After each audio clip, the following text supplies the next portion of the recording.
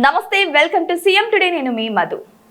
ఏ నిమిషానికి ఏమి జరుగునో ఎవరు హించెదరు.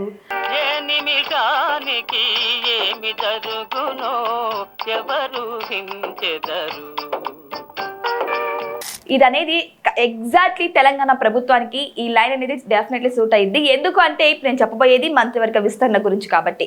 ఎందుకంటే ఎప్పుడు ఏం జరుగుతుందో మంత్రివర్గ విస్తరణలో ఎవరిని ఎన్నుకుంటారో ఎవరిని పక్కన పెట్టేస్తారో అనేది ఇప్పుడు హాట్ టాపిక్ గా మారింది. ఇక్కడ ఉండేది జస్ట్ 4 పోస్టులు మాత్రమే. ఆ 4-5 పోస్టుల్లో కూడా ఎంతో మంది రాజకీయ నాయకులు, సీనియర్ నేతలు మాకు కావాలని పోటీ పడుతున్నారు. ఇది చూస్తే ఆల్రెడీ అధిష్టానంలో 12 సీట్లలో ఆల్రెడీ 12 నేతలు అయితే కూర్చోవడం జరిగింది. ఒక్కొక్కరికి 2-3 కేటగిరీలు కూడా ఇవ్వడం జరిగింది. సో ఒక్కొక్కరు వారి భుజాన 2-3 కేటగిరీలతో ఎంతో కష్టపడుతున్న విషయం కూడా తెలిసిందే. దీన్ని బట్టి చూస్తే 5-6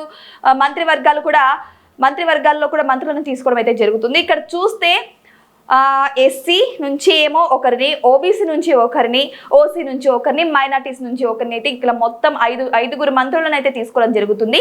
ఇదే విషయమై ఆల్రెడీ ఢిల్లీకి వెళ్ళి తెలంగాణ సీఎం ఢిల్లీకి వెళ్ళి ఆల్రెడీ చర్చించడం కూడా జరిగింది. ఇక్కడ చూసుకుంటే తెలంగాణ సీఎం రేవంత్ రెడ్డి, బట్టి విక్రమార్క అంటే డిప్యూటీ సీఎం బట్టి విక్రమార్క, టీపీసీసీ చీఫ్ మహేష్ కుమార్ గౌడ్, వీళ్ళు ముగ్గురు కూడా అధిష్టానంతో చర్చించి కొన్ని పేర్లను అయితే ఖరారు చేయడం జరిగింది. ఆల్రెడీ లిస్ట్ కూడా వచ్చేసిందని ఒక టాక్ కూడా వినిపిస్తుంది. కానీ లిస్ట్ లో పేర్లను మార్చడానికి కూడా ఎంతో మంది నేతలు అయితే కష్టపడుతున్నారు. అక్కడ అధిష్టానం నుంచి అంటే కేంద్రం నుంచే వాళ్ళు రికమెండేషన్స్ కూడా పెట్టుకోవడం జరుగుతుంది. కానీ అది ఎంతవరకు ఫలిస్తాయి, ఎంతవరకు ముందుకు వెళ్తాయి అనేది అయితే ఎవరికి తెలియదు. ఇక్కడ చూస్తే ఆల్రెడీ ఎస్సీ సామాజిక వర్గం, మాల సామాజిక వర్గం నుంచి హై పొజిషన్ లోనే ఒకరు ఉన్నారు. అదే బట్టి విక్రమార్క హై పొజిషన్ లోనే ఉండడం జరుగుతుంది. అయితే ఇక్కడ బీసీ నుంచి కూడా హై పొజిషన్ లో ఒకరు ఉన్నారు, TPCC chief Mahesh Kumar Goud. So ఇక్కడ చూస్తే ఆల్రెడీ హై పొజిషన్ లో ఎస్సీ వర్గానికి చెందిన వారు, అంతేకాకుండా ఓబీసీ వర్గానికి చెందిన వారు కూడా ఉన్నారు. ఇక మంత్రివర్గంలో కూడా ప్రతి ఒక్క కేటగిరీలో నుంచి ఒక్కొక్కరిని తీసుకోవడం అయితే జరుగుతుంది. మరి ఇప్పుడు చూస్తే ఎస్సీ సామాజిక వర్గంలో నుంచి అంటే మాల రిజర్వేషన్ నుంచి అయితే ఇక్కడ గడ్డం వివేక్ని అయితే తీసుకోవడం జరుగుతుంది. గడ్డం వివేక్ వెంకటస్వామిని అయితే తీసుకోవడం జరుగుతుంది. ఈ విషయంపై ఆల్రెడీ క్యాబినెట్ తో చర్చించి తెలంగాణ సీఎం రేవంత్ రెడ్డి కన్ఫర్మ్ చేయడం కూడా జరిగింది. కానీ ఇక్కడ చూస్తే ఈయన మీద పోటీగా ఉమ్మడి ఆదిలాబాద్ జిల్లా నుంచి చూస్తే ఇక్కడ ప్రేమ్ సాగర్ అయితే లైన్ లో నుంచి ఉన్నారు. నాకెందుకు ఇవ్వరు, నేను కూడా అదే రిజర్వేషన్ చెందిన వాడిని, ఎప్పటి నుంచో పార్టీని నమ్ముకొని ఉన్నవాడిని, కాబట్టి మంత్రివర్గ విస్తరణలో నాకెందుకు చోటు దక్కకూడదు అలా అని చెప్పేసి ఆయన అధిష్టానం నుంచి రికమెండేషన్స్ పెట్టించుకోవడం కూడా జరిగింది. కానీ ఇప్పుడు ఎవరికి చోటు దక్కుతుంది అనేది ఇప్పుడు చాలా హాట్ టాపిక్ గా మారింది. ఇక్కడ చూస్తే సీఎం రికమెండేషన్స్ వర్తిస్తాయా, లేకపోతే కేబినెట్ విస్తరణ, లేకపోతే అక్కడ అధికారంలో ఉన్న కేంద్రంలో ఉన్న రికమెండేషన్స్ ఫలిస్తాయా అనేది అయితే వెయిట్ చేసి చూడాల్సిందే. ఇకపోతే బీసీ వర్గాన్ని చూస్తే ఉమ్మడి మహబూబ్ జిల్లా నుంచి అయితే ఆల్రెడీ పోటీ మీద ఉన్నారు. ఆల్రెడీ కన్ఫర్మ్ చేసేసారు శ్రీహరి గారిని అయితే. ఆయన కూడా సీనియర్ నేత కావడంతో, ఎప్పటి నుంచో పార్టీని నమ్ముకొని ఉన్న నేత కావడంతో ఆయనకు కూడా ఇక్కడ ఖరారు చేశారు. కానీ ఆయనకు పోటీ మీద అయితే మొదటి నుంచి కాంగ్రెస్ పార్టీకి అండగా ఉన్న మున్నూరు కాపు సామాజిక వర్గాన్ని దగ్గరగా తీసుకునేందుకు ఆ సామాజిక వర్గానికి చెందిన ఆది శ్రీనివాస్ ను మంత్రివర్గంలోకి తీసుకోవాలన్న చర్చ అప్పటి సమావేశంలో జరిగినట్టు కూడా తెలుసు. అయితే అప్పుడు వారి శ్రీహరికి కేబినెట్ హోదాతో పాటు విప్ బాధ్యతలు ఇవ్వాలన్న దానిపై కూడా చర్చించారు. ఈ 2 అంశాలు ప్రస్తుతం అధిష్టానం పరిశీలనలో ఉంచిందన్న విషయం కూడా అందరికీ తెలిసిందే.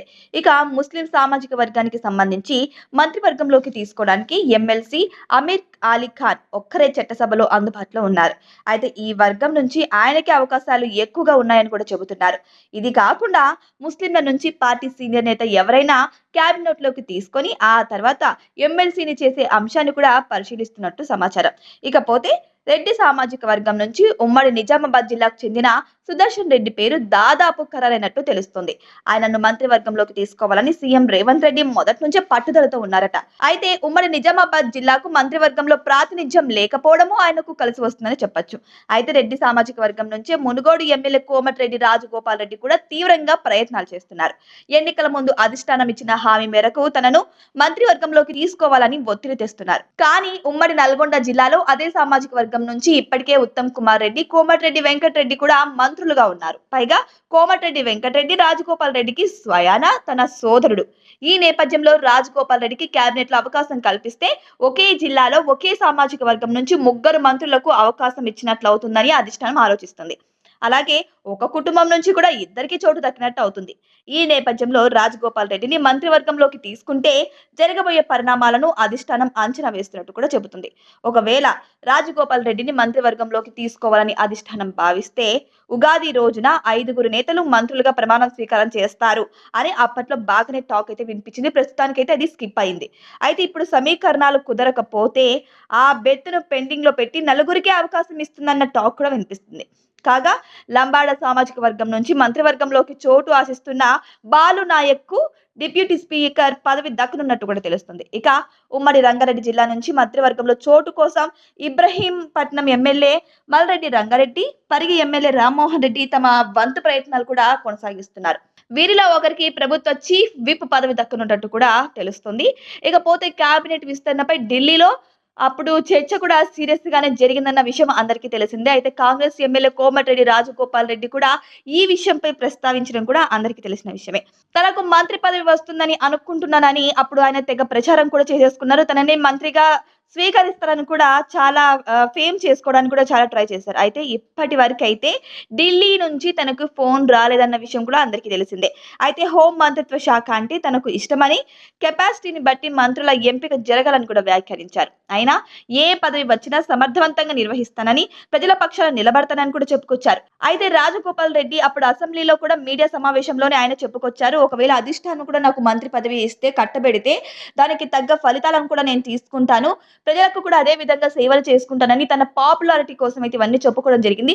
అయితే ఇప్పుడు వెయిట్ చేయాలి, నిజంగానే రాజగోపాల్ రెడ్డికి మంత్రి పదవి వస్తుందా లేకపోతే దానికి కాంపిటీషన్ ఇంకెవరైనా ఉన్నారు? ఇప్పుడు కొత్త కొత్త మాటలు కూడా మనకి వినిపిస్తున్నాయి.